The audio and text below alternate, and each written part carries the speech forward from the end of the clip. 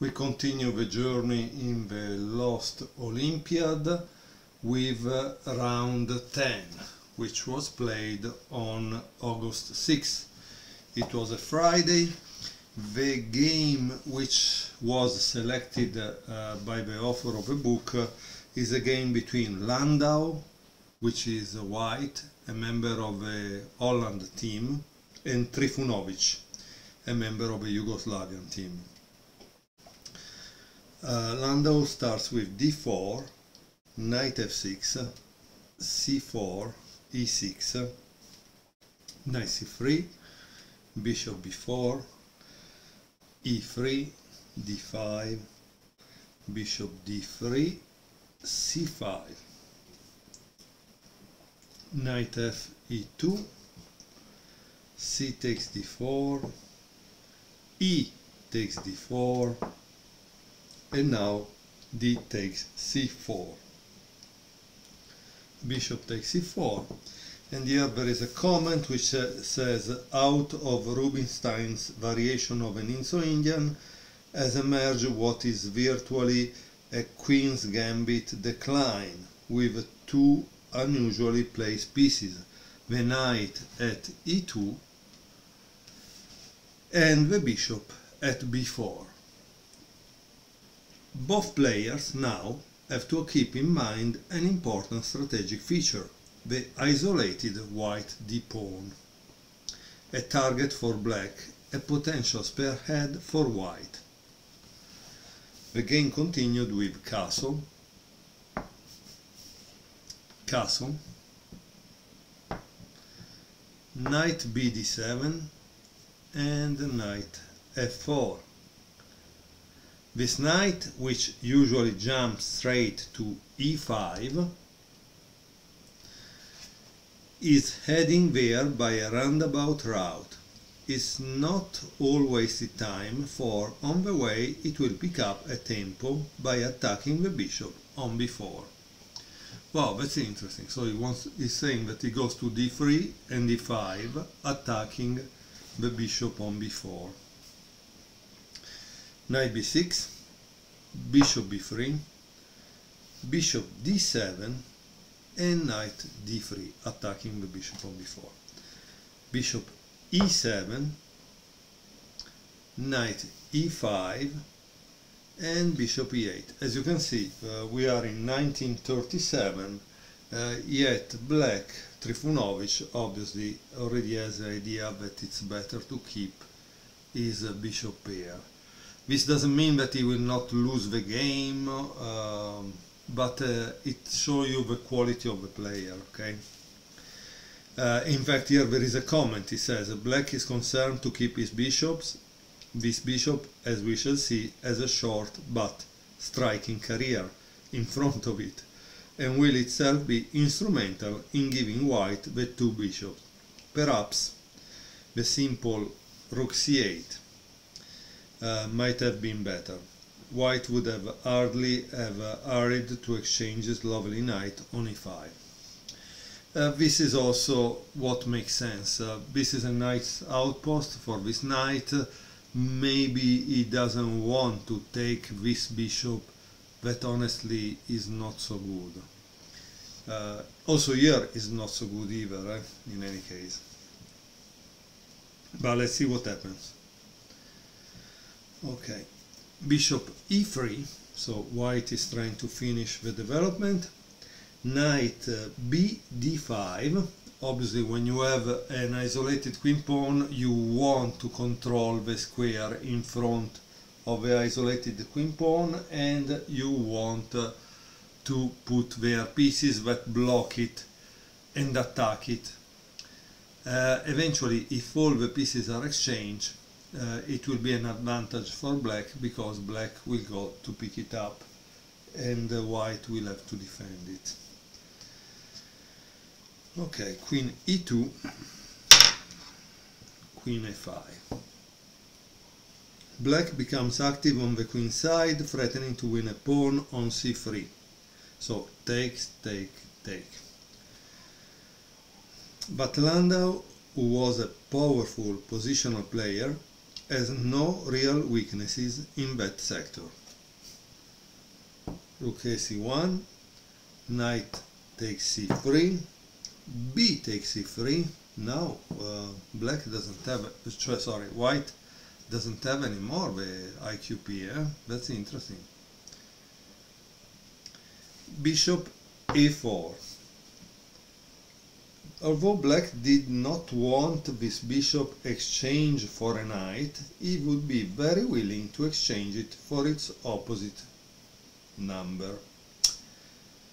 But white doesn't want to exchange it, and he plays bishop c4. And here it says not falling in with black's idea, for white's bishop has much better prospect than black's. From d3, which is here, it may presently form the basis of a kingside attack. So, attack. So this is a maneuver. As you can see, when we watch a game, we also learn about the possible maneuver, like the knight e2 that went on f4, d3, e5. If we remember this maneuver, we have ideas for our own games, okay? Rook ac8, and not quite such an innocent developing move as it appears, for it threatens to eliminate the menacing bishop at once with rook takes e4, because after queen takes e4 there is bishop b5 having a skewer, right?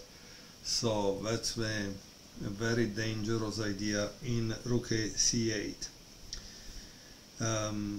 But of course, yeah, it's kind of very interesting idea, but at least we learn about the tactic, right? Because here there is a tactical idea. And so immediately white plays bishop d3. And now notice the same problem that white had, right? If you take it and go here, this is the idea, right? But now you are like this. If you take, the idea is practically the same, right?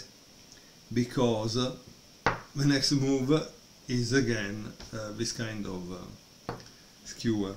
So as you can see, we can learn about tactical patterns also from watching games. Knight d7, f4. As you can see, he wants to have something on e5. So Landau has patiently built up a menacing position, and with the rook now available for the attack, the sacrifice at h7 is threatened, because the idea is 1, 2, okay? And then 3 with the queen and this. Trifunovic knows all about that one. Obviously Trifunovic was a master level player or grandmaster level player of that time. He was obviously very good. g6, bishop d2. So why is this move important?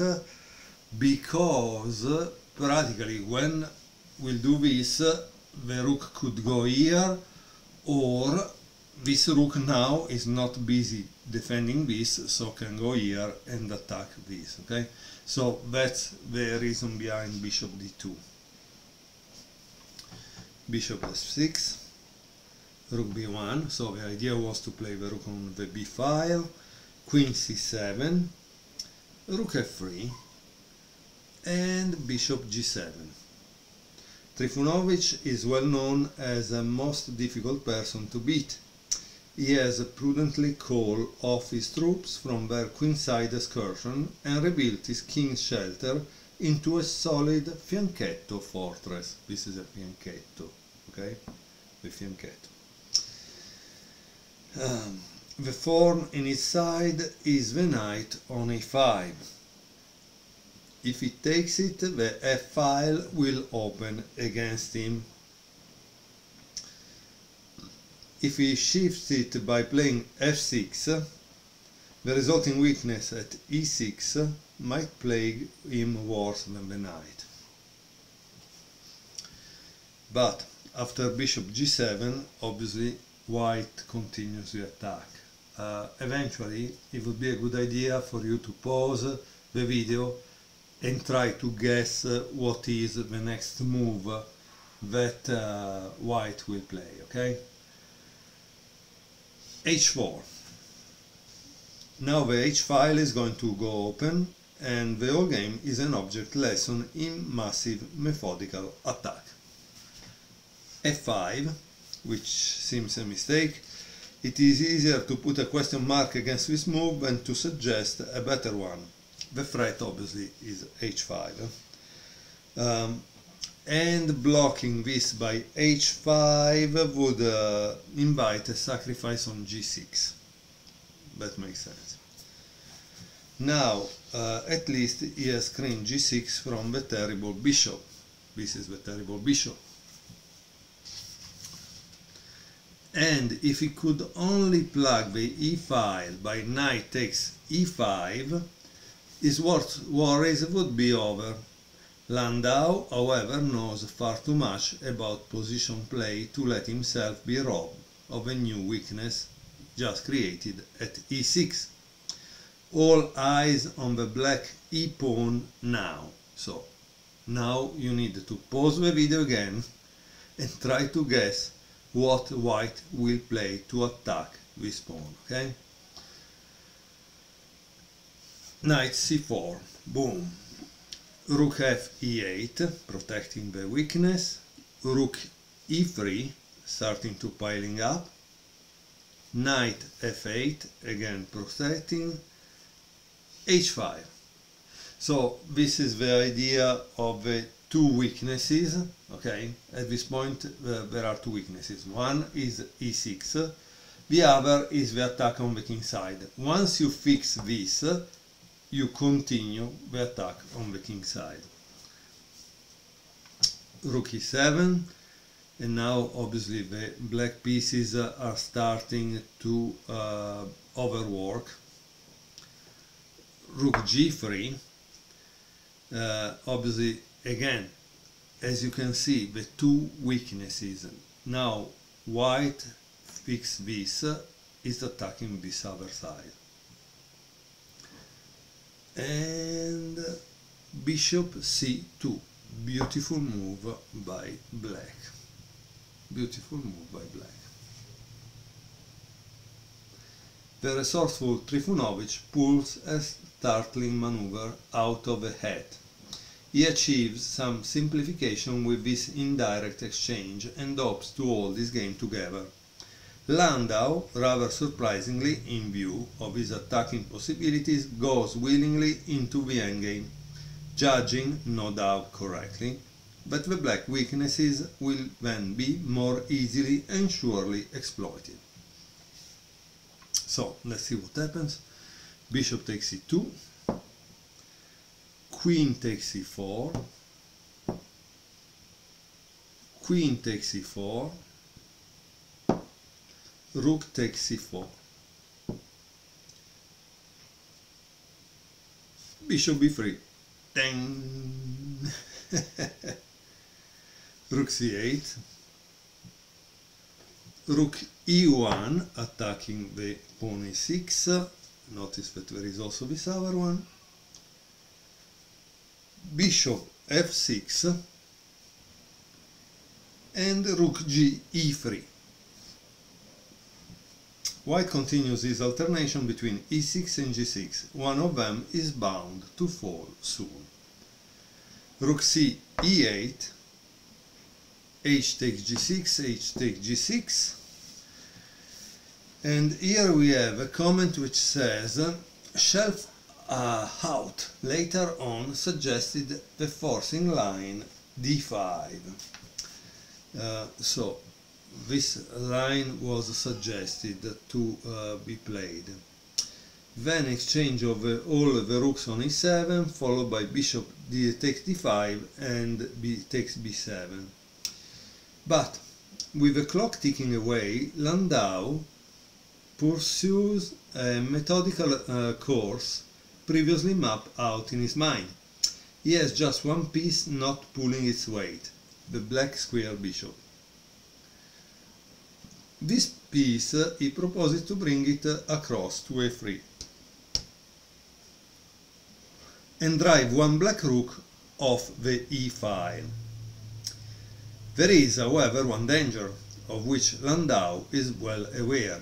If the win of the e-pawn should involve the exchange of the white-black square bishop, so this one, for the knight, this one,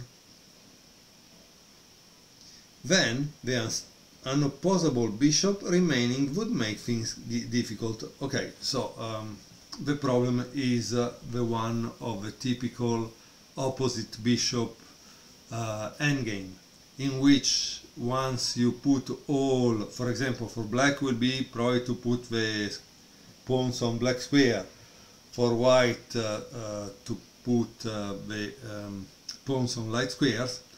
Once that happens, obviously it becomes a kind of drawish. However, not all the opposite bishop endgames are drawish, so let's see what happened, okay?